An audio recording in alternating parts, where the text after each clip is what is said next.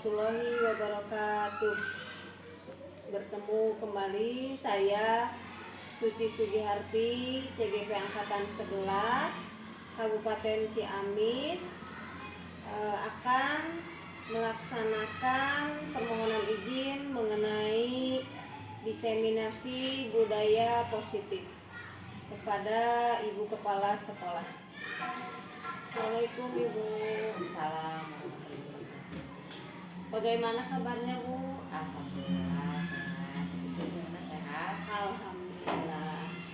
Mohon maaf Bu mengganggu waktunya.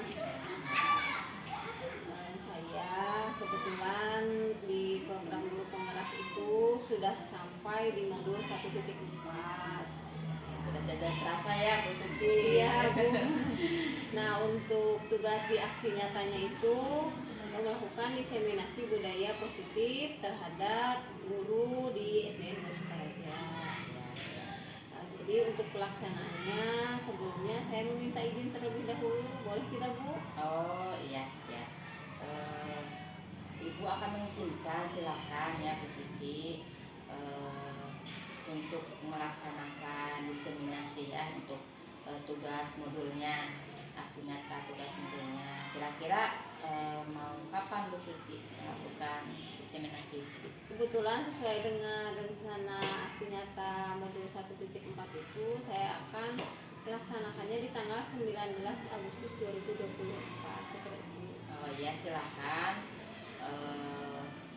laksanakan kegiatan tersebut. Nanti kolaborasi sama rekan-rekan guru di sini, mohon bantuannya apa yang diperlukan untuk pelaksanaan kegiatan tersebut. Mudah-mudahan nanti kegiatannya lancar dan Ibu Suci bisa mentransferkan ilmu yang didapatnya kepada rekan-rekannya dan bisa melaksanakan ya apa ilmu yang Ibu Suci dapat mengenai budaya positif, bisa menerapkan di sekolah SDN 2 Sukaraja.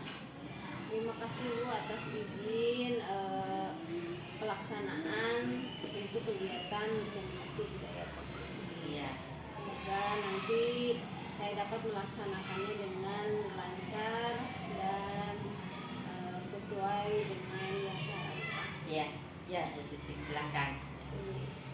Ya.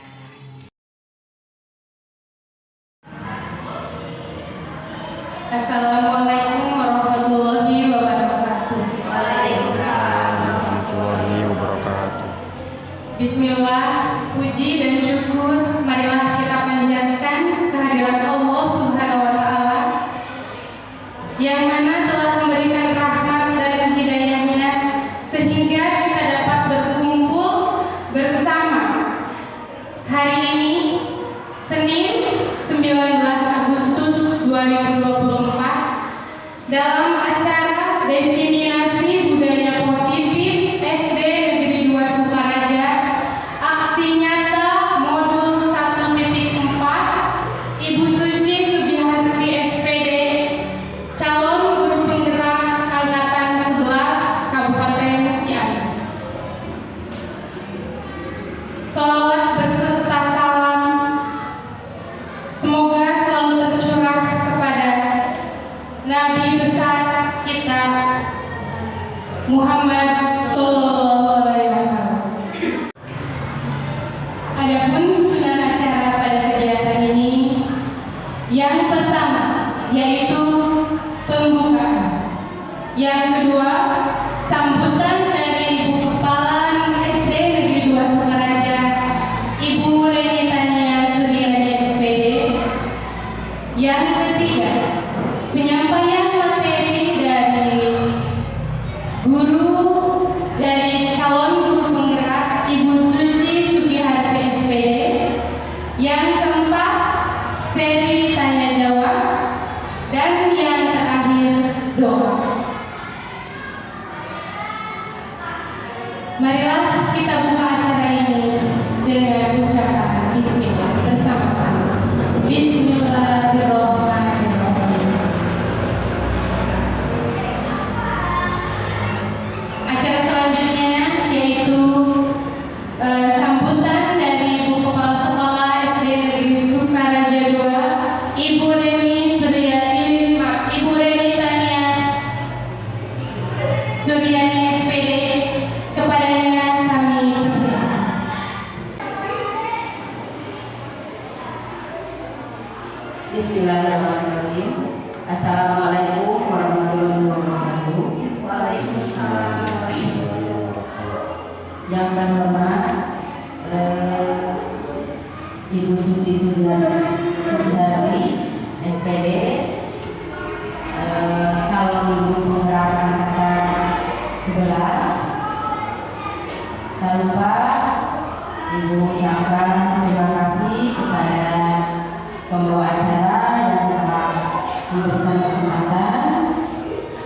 Yang terhormat kepada rekan-rekan guru hebat SDN 2 Sukaraja.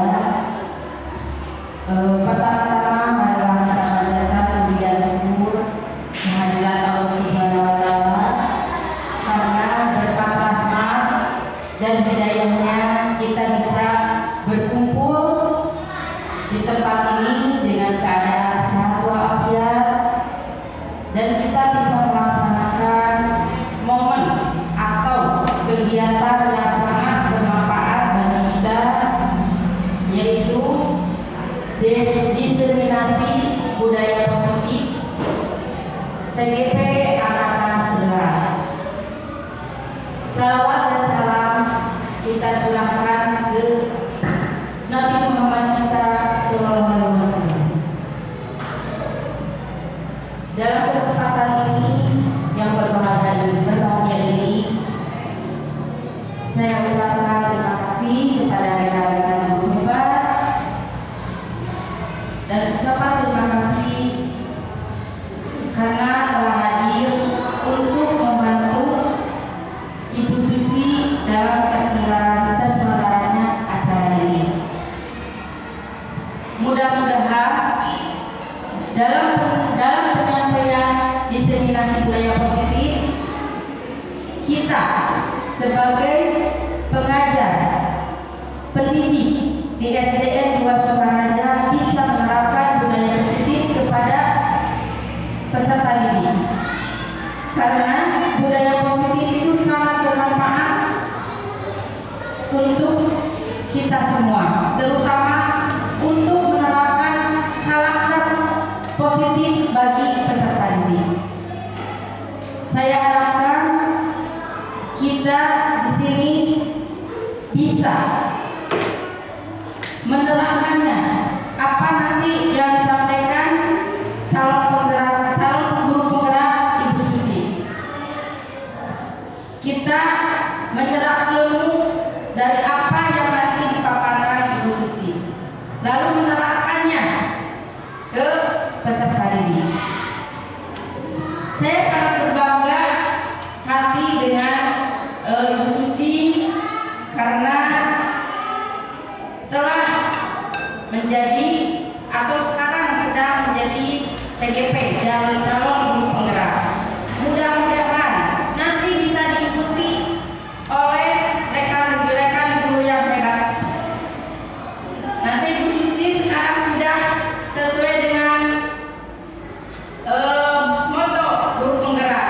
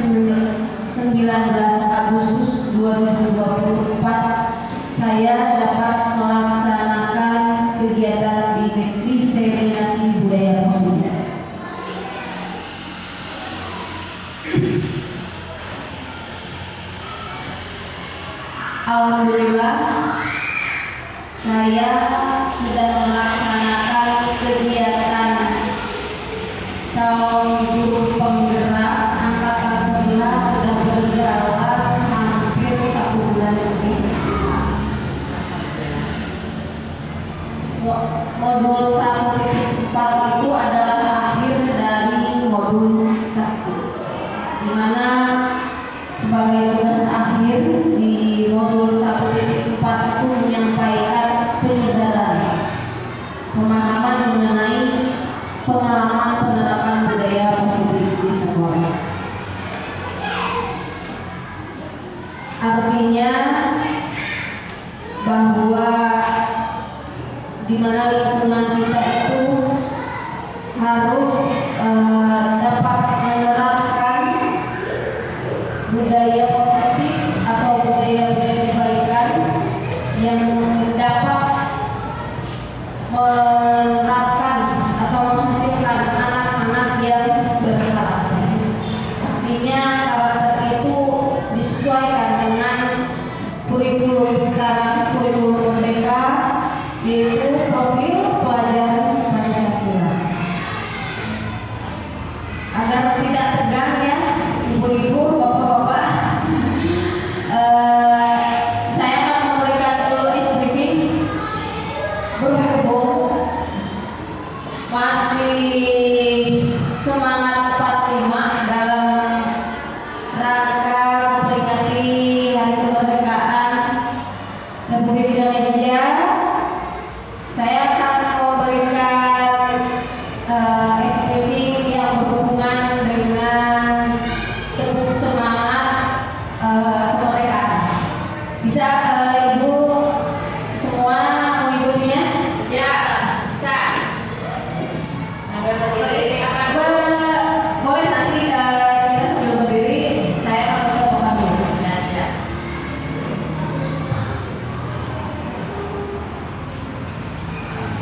Teguh merdeka 17 Agustus 45 Indonesia merdeka. Ya, Odi. Bisa bersama-sama dulu, Bu? Bisa. 1, 2, 3. Teguh merdeka 17 Agustus 45 Indonesia merdeka. Boleh bisa sambil berdiri, bisa. Boleh? Nah, sambil berdiri. 1, 2, 3. Teguh merdeka 17 Agustus 45 Indonesia merdeka. Terima kasih Ibu.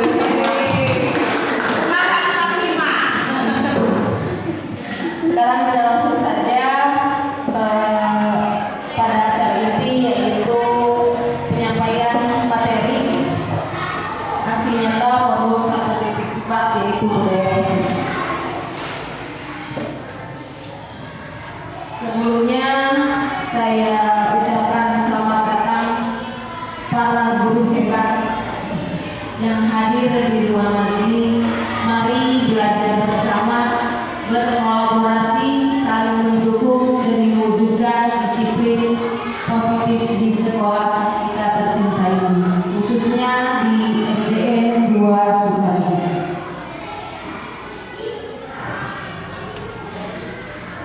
Adapun konsep atau inti dari budaya positif, yaitu pertama, bagaimana perubahan paradigma belajar, kedua, disiplin positif, ketiga, mengenai nilai-nilai kebajikan, keempat, kebutuhan dasar manusia, kelima, motivasi perilaku manusia, keenam, posisi kontrol guru, ketujuh, keyakinan kelas, dan yang terakhir mengenai segitiga distribusi.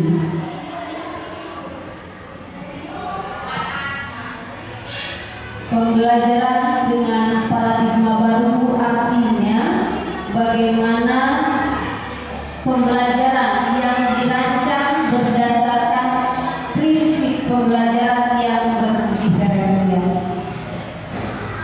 sehingga para peserta didik mampu belajar sesuai dengan kebutuhan berdasarkan tahap perkembangan sesuai teori psikologi modern untuk dapat mewujudkan profil pelajar Pancasila, di mana profil pelajar Pancasila itu terdapat beriman, bertakwa kepada Tuhan Yang Maha Esa, dan berakhlak mulia.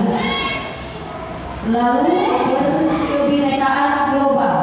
Selanjutnya ada bergotong royong, kreatif, bernalar kritis, dan mandiri, di mana peserta didik diharapkan mampu memiliki karakter yang sesuai dengan profil pelajar Pancasila.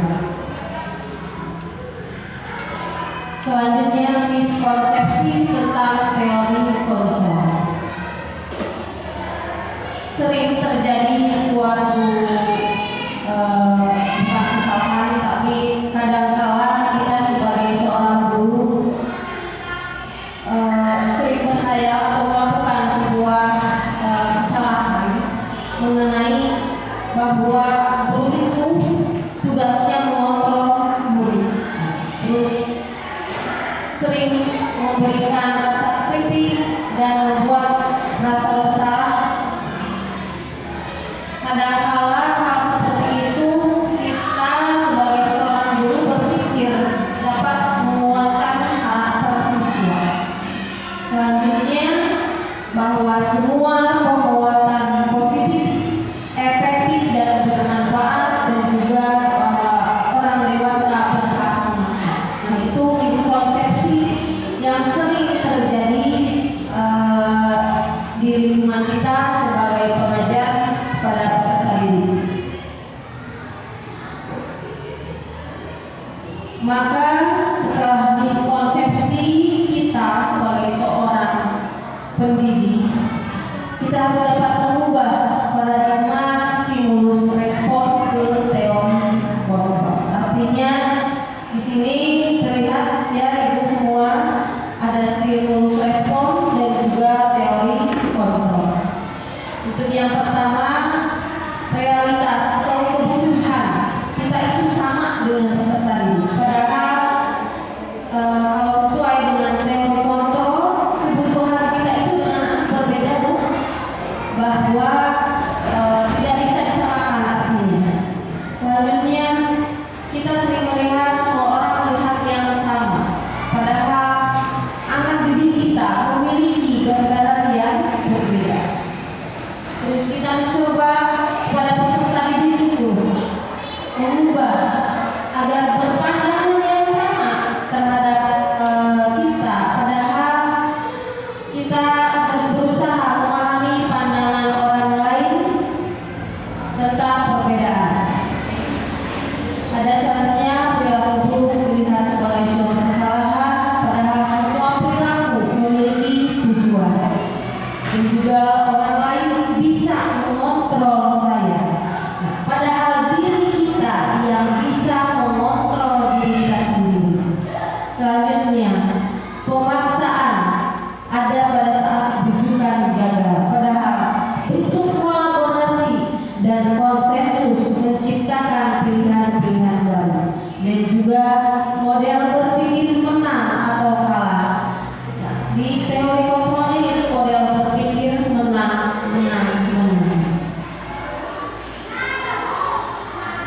Selanjutnya kita sampai di disiplin positif dari inti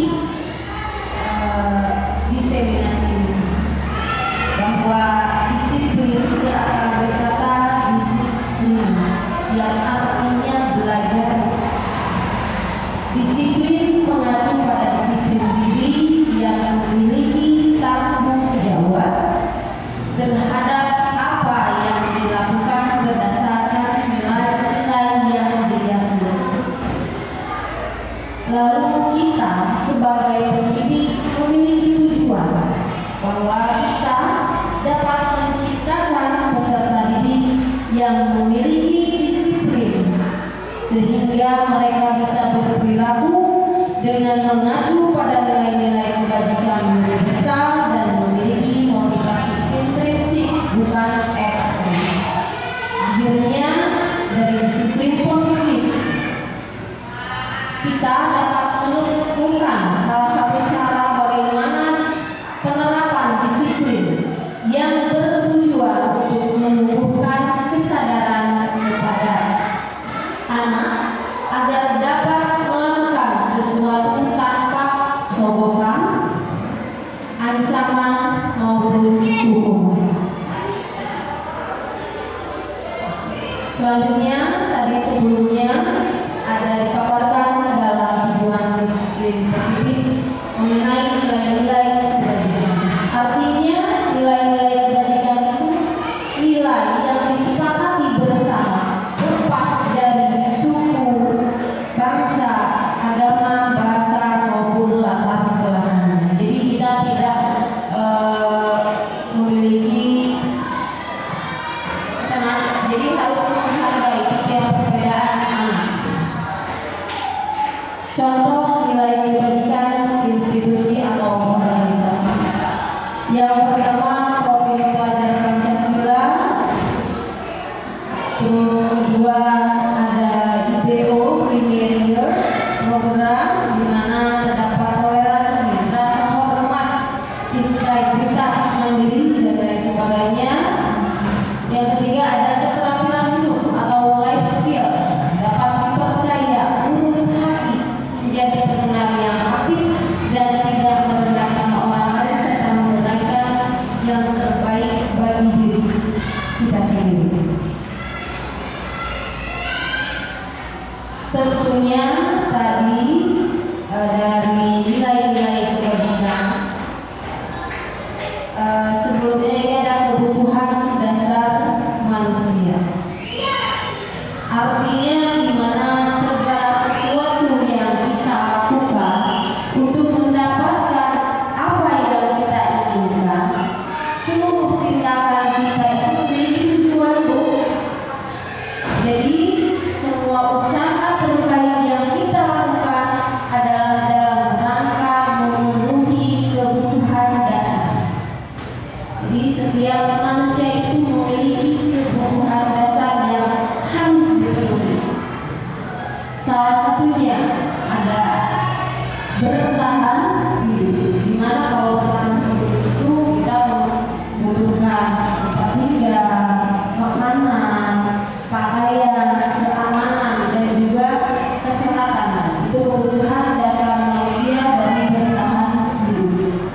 Selanjutnya ada kasih sayang dan juga rasa diterima, di mana harga diri, keinginan untuk dianggap, memimpin, berprestasi, diakui dan didengar.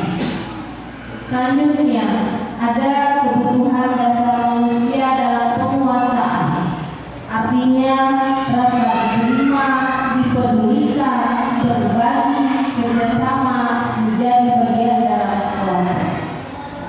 Selanjutnya ada kebebasan, di mana kebutuhan dasar manusia dalam kebebasan itu seperti kita harus dapat mandiri, memiliki pilihan, dan juga mencoba hal baru untuk dapat mengendalikan arah dirinya. Nah, yang terakhir ada kebutuhan dasar manusia kesenangan, artinya kesenangan dalam bermain, termasuk kebutuhan dasar manusia, humor atau bercanda, terus tertawa, antusiasme.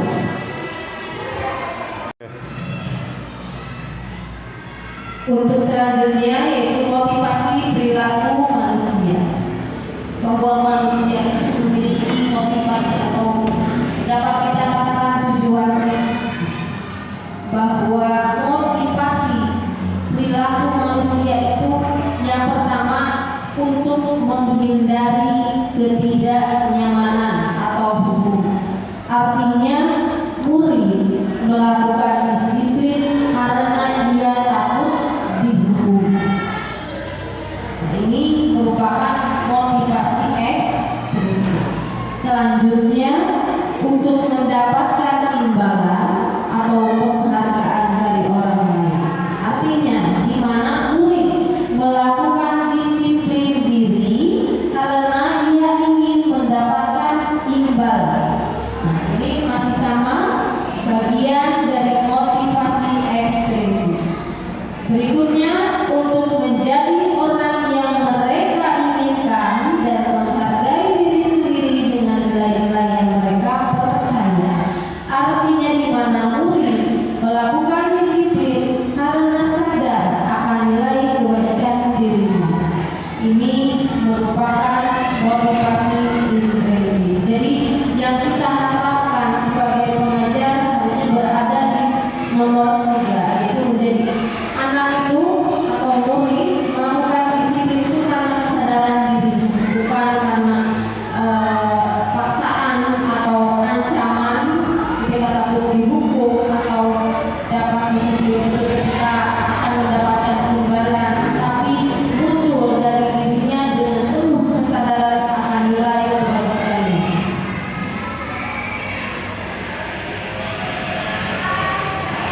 Tadi dikatakan ada hubungan, selanjutnya ini ada konsekuensi dan juga ada restitusi. Bagaimana itu hukuman itu tidak terencana atau tiba-tiba. Terus murid tidak tahu apa yang akan terjadi atau tidak dilibatkan. Hukuman itu bersifat satu arah. Juga di dalam hukuman itu terdapat bentuk fisik atau psikis. Ada langsung dengan misal dengan tangan kita atau dengan ucapan yang menyakiti siswa. Di dalam konsekuensi artinya terencana, disepakati sesuai aturan.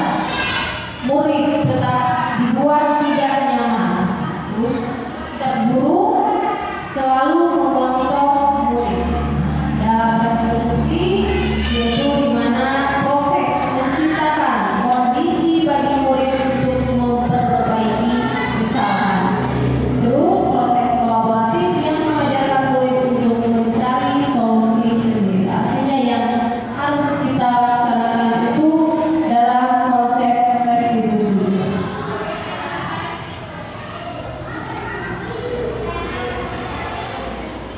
Konsep disiplin dengan identitas daerah. Perbedaan dari hukuman dan penghargaan. Pertama, hukuman itu menyakitkan. Kedua, tidak nyaman. Lalu murid takut. Terus akhirnya memaksa dan juga dapat menyebabkan murid menyembunyikan kesalahan, lalu murid menjadi rendah diri. Adapun dalam penghargaan tidak efektif ketika memberikan penghargaan. Penghargaan juga dapat merusak hubungan, mematikan kreativitas, menghukum dengan sistem ranking, merampas hak menghargai dirinya. Maka di dalam kurikulum mereka itu sistem rankingan sudah tidak diterapkan.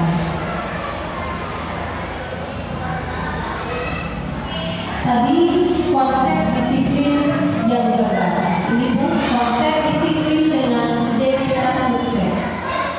Konsekuensi penguatan jangka pendek. Terus perlu monitoring secara berkelanjutan. Terdapat timbal balik dari stimulus dan respon. Juga murid membuat peraturan dan kehilangan waktu untuk memenuhi kesalahan. Maka di dalam restitusi murid dapat bertanggung jawab untuk perilakunya, fokus pada pemecahan masalah jangka panjang.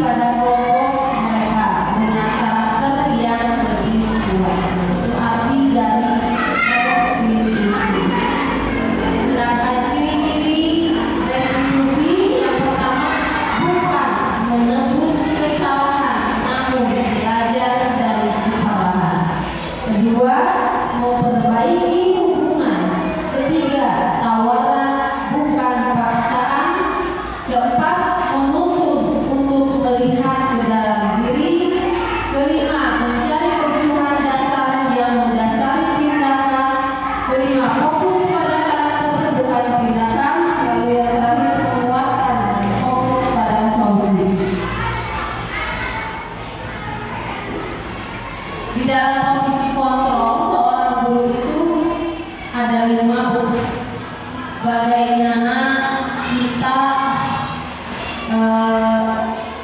mungkin ada salah satu yang sudah kita lakukan terhadap murid kita berdasarkan posisi kontrol guru yang ada di layar. Nah, pertama kita lihat gambar sebagai penghukum, bagaimana itu terlihat ada seorang anak seperti sedang diterapi. Terus sebagai teman kita merangkulnya seperti seorang teman. Ada juga sebagai manajer, boleh dilihat gambarnya. Lalu ada pembuat rasa bersalah dan juga sebagai pemantau.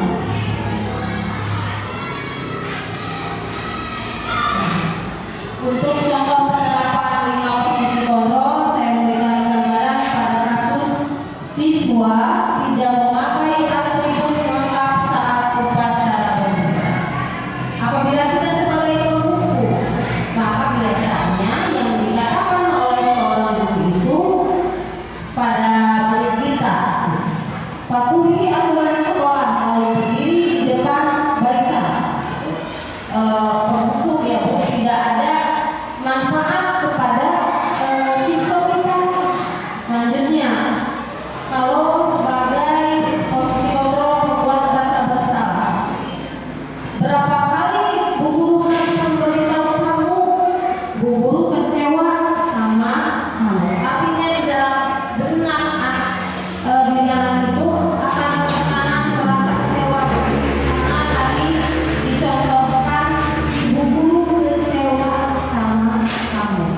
Selanjutnya ada sebagai posisi kontrol teman, ayolah yang tertib, buat bu guru bangga. Kali ini tidak apa-apa, kamu salah. Jadi kita memposisikan guru itu sebagai teman. Lalu sebagai pemantau, contohnya kamu sudah melanggar apa peraturan dan konsekuensinya. Tadi kan karena siswanya tidak memakai atribut. Lalu apabila sebagai manajer, apakah kamu tahu kesalahanmu? Kira-kira bagaimana kamu akan memperbaiki kesalahan ini?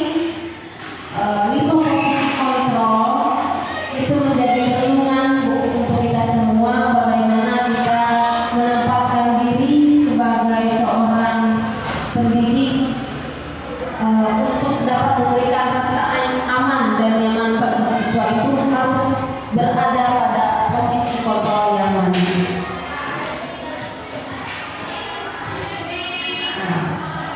Di depan Bu ada sebuah pertanyaan, posisi kontrol apakah aku? Tadi kan sebelumnya sudah diberikan contoh Ibu mengenai posisi kontrol dari siswa yang sebelumnya melakukan kesalahan tidak memakai atribut lengkap. Coba kalau saya kecewa sekali dengan kamu, berarti itu masuk posisi kontrol mana? Rasa bersalah. Iya, membuat rasa bersalah. Selanjutnya, kamu tidak pernah benar melakukannya. Memantau. Lalu, apa rencanamu untuk menyelesaikan masalah ini? Terus,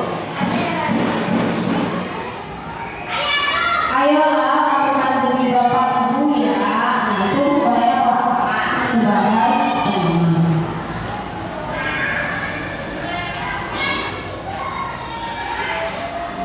Nah, yang terakhir, kamu tidak pernah mendapat nilai jika tidak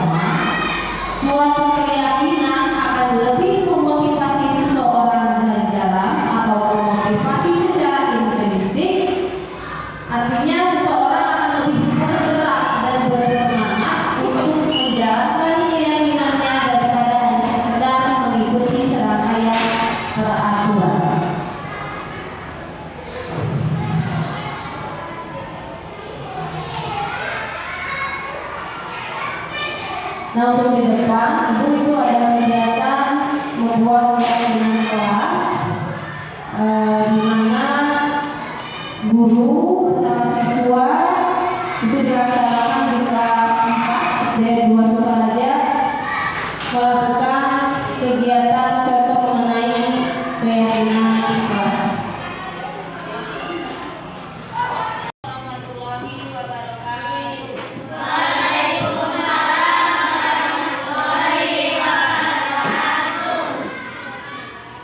Bagaimana kabarnya anak-anak? Alhamdulillah. Nah, sebelumnya apakah kalian pernah membuat kesepakatan kelas? Nanya, mungkin di kelas sebelumnya ketika kelas 4 pernah membuat kesepakatan kelas. Dan juga kesepakatan kelas itu akan membentuk suatu keyakinan kelas. Sebelumnya kalian sudah pernah kan keyakinan kelas dengan Ibu Reni ya? Iya. Di kelas 4. Nah, jadi sekarang Ibu juga akan berusaha membuat sebuah keyakinan kelas. Keyakinan kelas itu dibuat agar kondisi di dalam kelas dapat kondusif. Terus apa lagi? Ya, disiplin. Terus nyaman. Nah, tapi sebelum kepada keyakinan kelas harus didasarkan dulu dari kesepakatan bersama yang kalian inginkan atau yang kalian harapkan di kelas 5 itu ingin seperti apa saja. Sekarang boleh tidak membuang sampah sembarangan. Apalagi ada yang lain? Melaksanakan piket. Terus ya, tidak mengobrol ketika sedang belajar. Apalagi? Memperhatikan guru saat mengajar. Disiplin. Iya. Nah, itu semua harapan-harapan yang akan kalian wujudkan. Berarti kan berdasarkan nanti keputusan bersama ya, Ibu. Tadi yang sudah disebutkan melalui ucapan kalian ingin sekarang ditulis di kertas yang akan Ibu bagikan. Lalu nanti bagi yang sudah menulis, kertasnya boleh ditempel di depan. Berikan nama ya.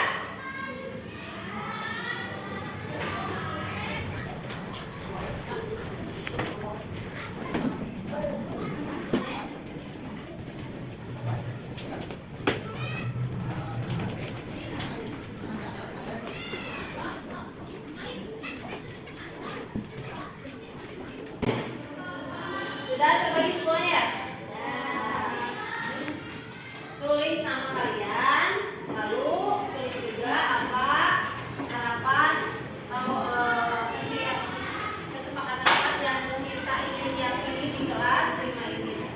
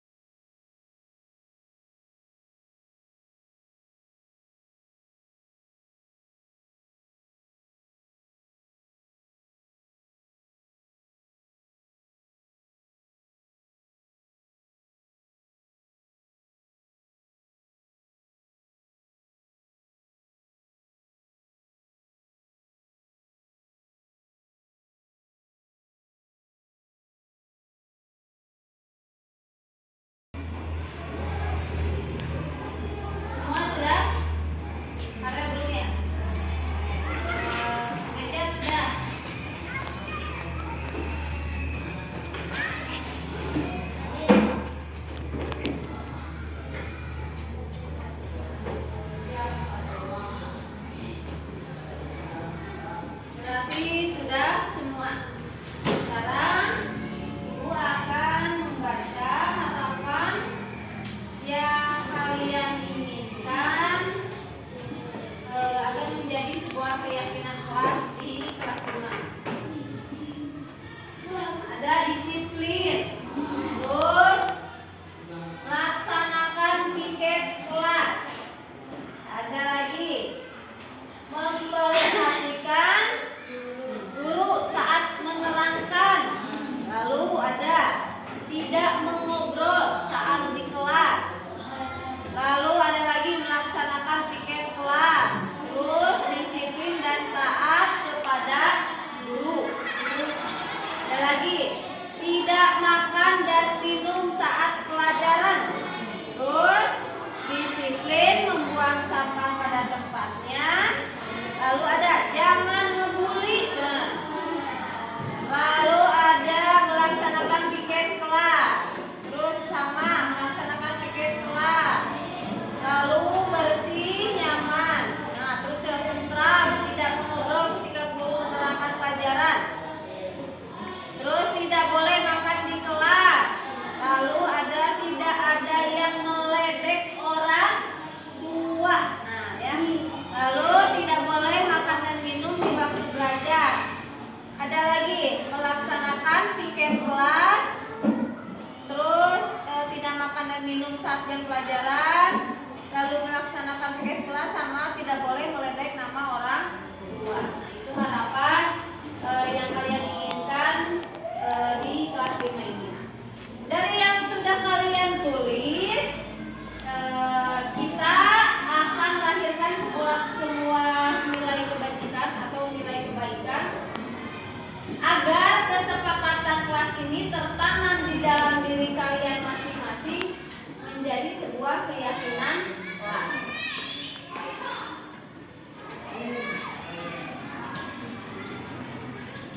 Disiplin, tapi nilai kebajikan ya sama disiplin. Tanggung jawab atau kepada disiplin? Tanggung jawab.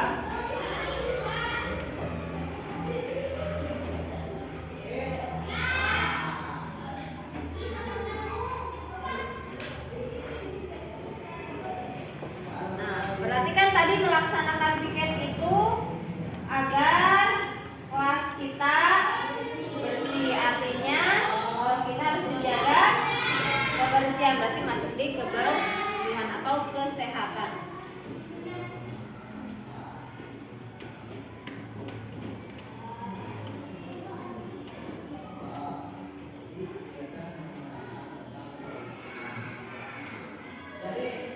Lalu tadi ada jangan ngebully atau terus jangan meledek nama orang tua. Itu masuknya ke dalam apa? Harus saling apa? Menghargai.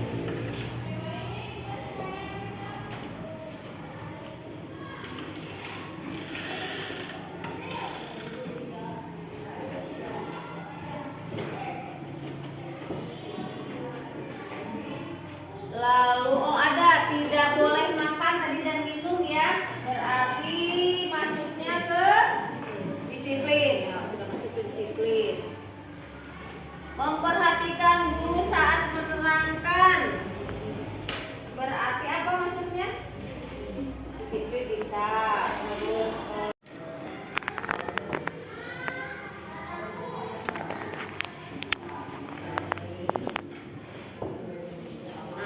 tadi harapan-harapan yang sudah kalian tulis, muncullah sebuah nilai kebajikan. Yang pertama dari harapan dari beberapa orang masuk ke dalam satu disiplin. Lalu ada apa lagi? Terus kebersihan dan kesehatan. Lalu saling menghargai. Nah, 5 konsentrasi. Semua itu berdasarkan kesepakatan yang sudah kalian buat. Sekarang untuk nilai-nilai yang di depan ini ya dari 1 sampai 5 sepakat semuanya.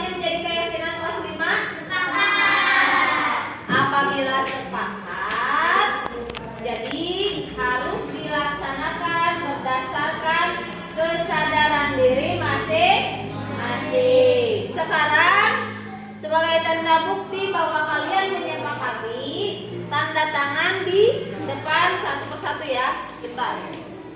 Ketika belum bisa tanda tangan boleh tulis nama.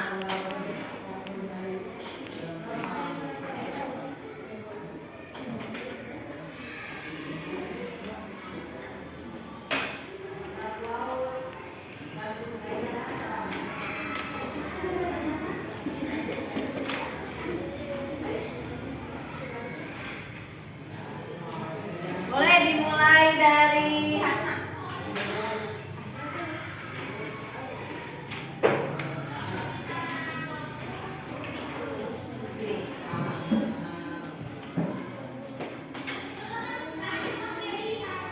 Lalu lanjut, Septia.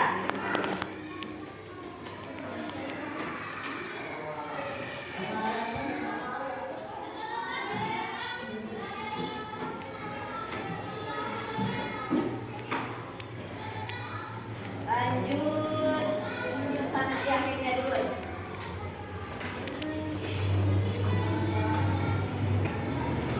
Sini.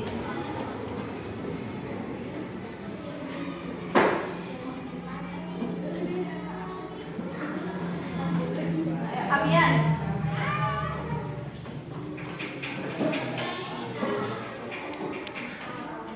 Boleh deh. Sampai nama aja.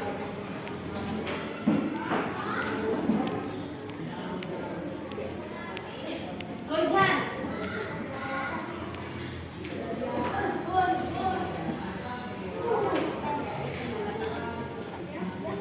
Nama. Boleh.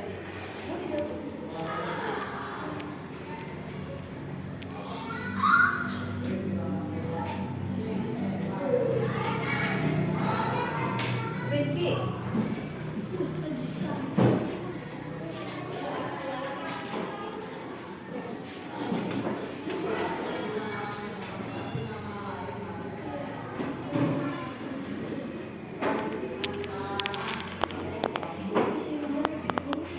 Widya.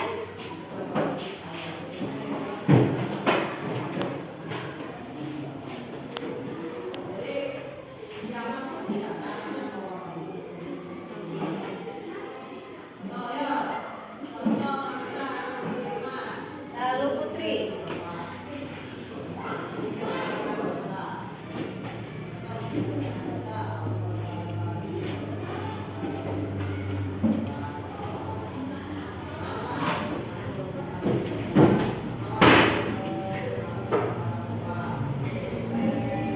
Teja.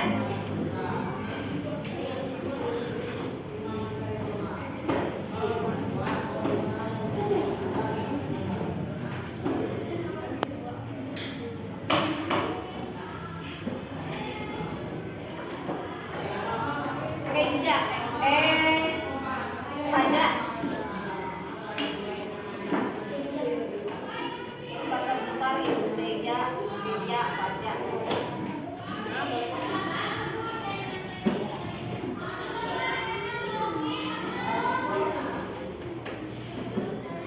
Lalu Farel.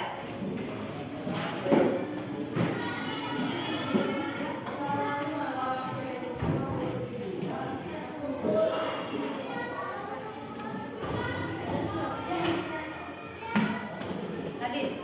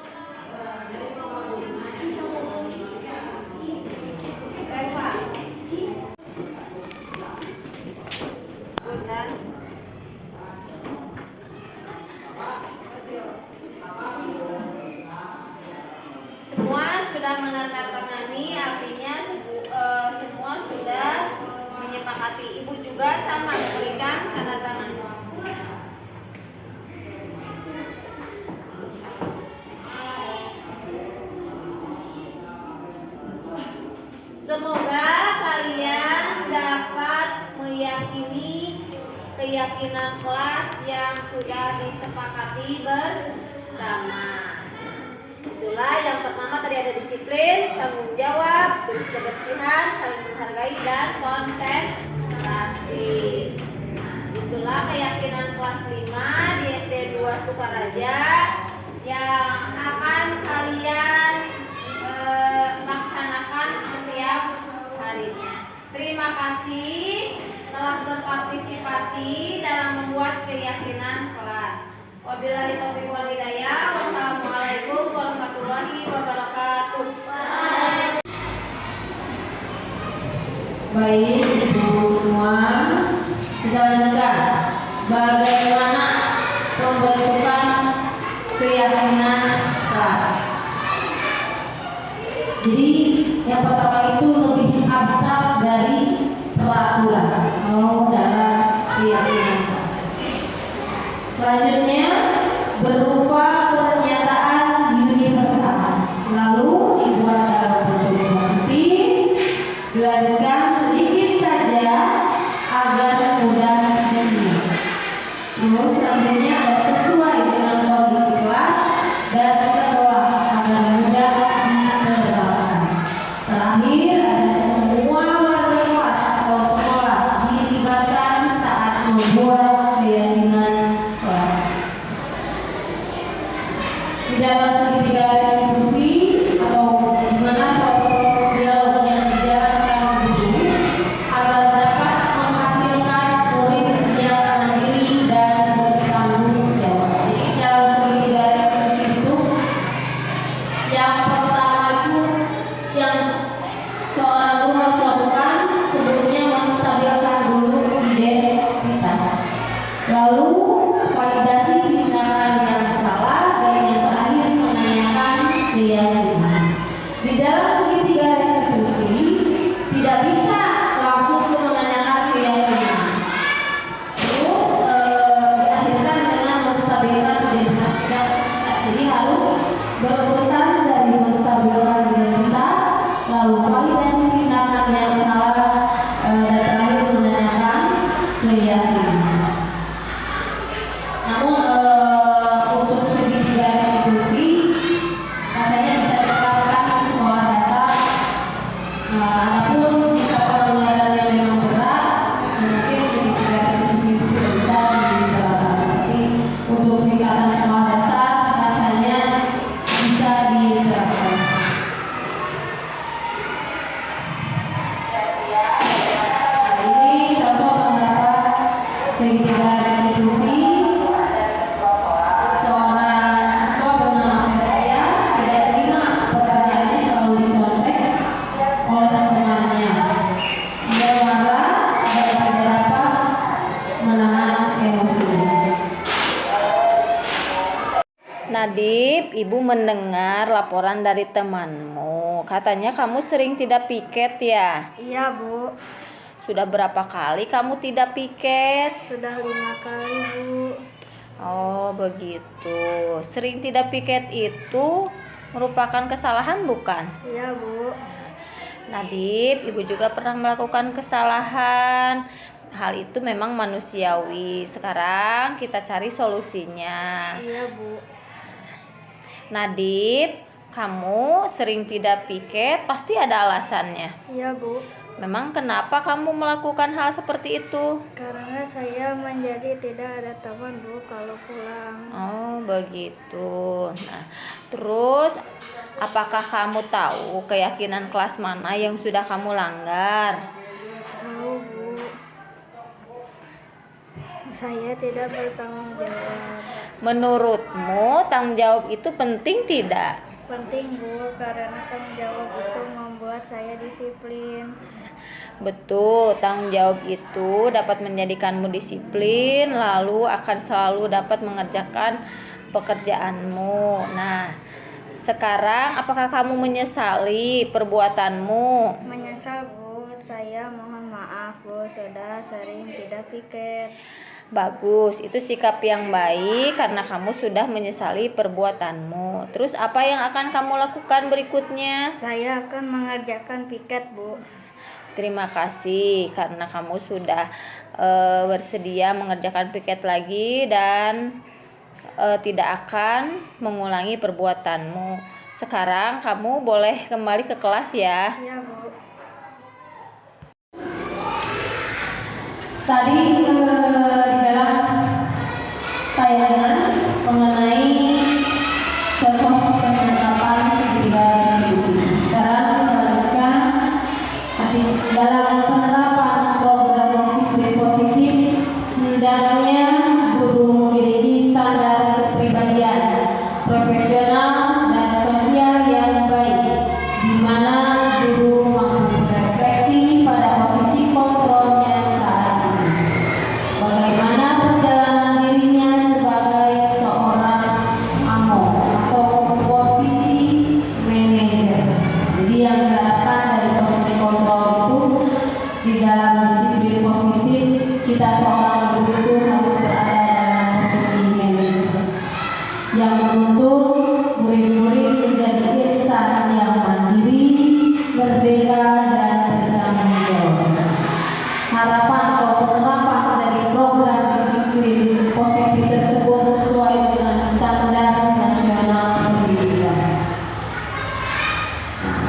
Tiba saatnya rangkaian materi itu adalah akhir dari materi penyampaian diseminasi budaya positif. Semoga sesi belajar kita membawa manfaat dan kita sebagai seorang pendidik dapat mewujudkan anak sesuai dengan profil pelajar Pancasila. Salam Merdeka Belajar. Terima kasih. Mari ibu-ibu semua kita terus bergerak menjadikan Indonesia lebih maju, khususnya di dalam bidang pendidikan. Sekian penyampaian materi diseminasi budaya positif dari saya. Mohon maaf apabila ada kesalahan. Wabillahi taufiq wal hidayah. Wassalamualaikum warahmatullahi wabarakatuh.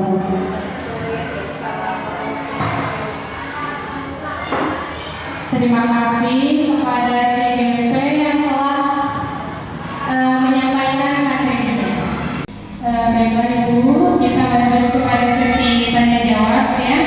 Kepada ibu-ibu, apabila ada yang ingin ditanyakan, silakan acungkan tangannya. Saya persilakan. Ya Bu, silakan. Assalamualaikum warahmatullahi wabarakatuh. Nama saya Rahmayati, guru kelas 4. Izin bertanya, apa manfaat membangun budaya positif di sekolah? Sekian pertanyaan dari saya. Assalamualaikum warahmatullahi wabarakatuh. Mau langsung dijawab Bu? Satu pertanyaan lagi ya, silakan Ibu. Ya Bu, silakan Bu.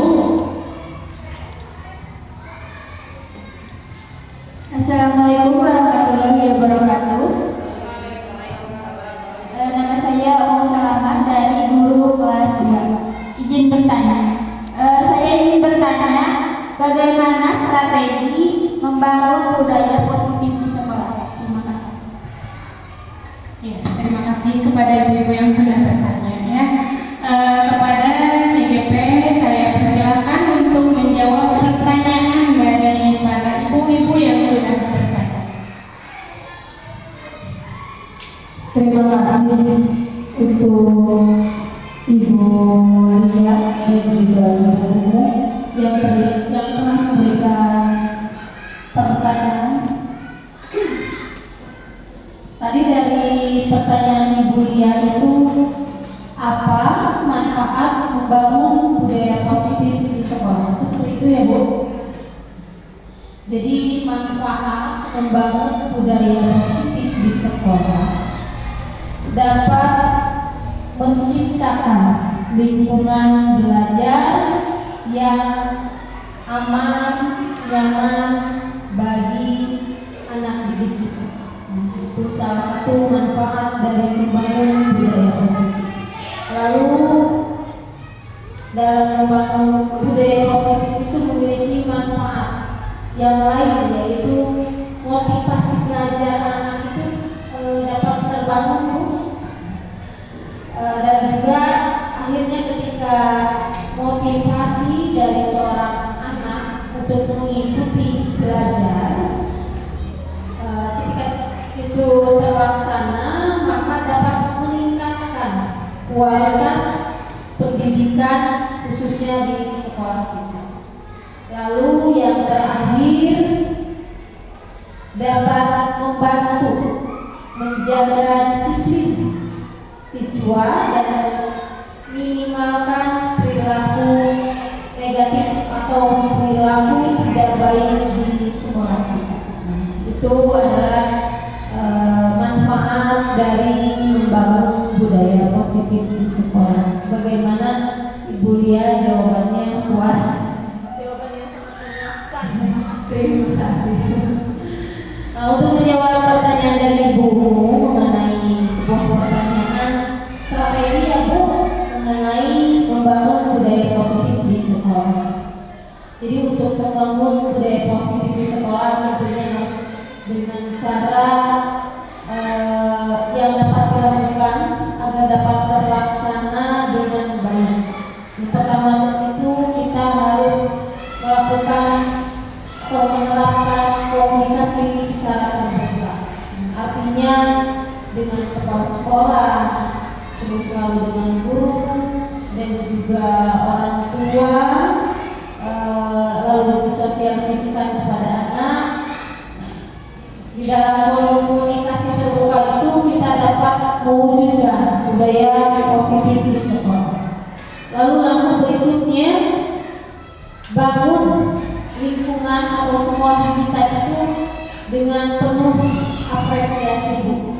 Apabila semua dapat menerapkan disiplin budaya positif. Nah, yang ketiga, kita hindari pendisiplinan dengan cara yang negatif agar anak tidak merasa dihukum, tidak merasa kecewa karena membuat kesalahan. Nah, lalu untuk membangun budaya positif dengan di sekolah, yaitu strateginya kita harus menanamkan pendidikan karakter pada siswa. Itulah strategi bagaimana membangun budaya positif di sekolah. Bagaimana Ibu dengan jawabannya? Ya, terima kasih. Namun ibu-ibu semua, bila ada yang ingin menanggapi mengenai atau menambahkan tadi dari pertanyaan Ibu Lia dan Ibu Umu dan juga jawaban dari saya, boleh diberikan waktu atau kesempatan bagi adik-adik. Assalamualaikum warahmatullahi wabarakatuh. Saya Reni Tania Suryani, Kepala Sekolah SDN 2 Sukaraja, akan memberikan testimoni terhadap Ibu Suci berkaitan dengan diseminasi budaya positif. Alhamdulillah, pemaparan dari diseminasi budaya positif yang disampaikan Ibu Suci sangat menarik, sangat jelas dan mudah dimengerti. Mudah-mudahan apa yang disampaikan Ibu Suci, diseminasi budaya positif bisa diterapkan di SDN 2 Sukaraja dan diikuti oleh rekan-rekan gurunya. Demikian testimoni dari saya. Wassalamualaikum warahmatullahi wabarakatuh. Assalamualaikum warahmatullahi wabarakatuh. Saya Lia Meliawati SPD. Setelah mengikuti diseminasi budaya positif yang telah dilaksanakan oleh Bu Suci, alhamdulillah sangat bermanfaat sekali, terutama pada bagian keyakinan kelas, sehingga saya dapat menerapkannya di kelas. Tetap semangat Bu Suci mengikuti CGP-nya. Terima kasih.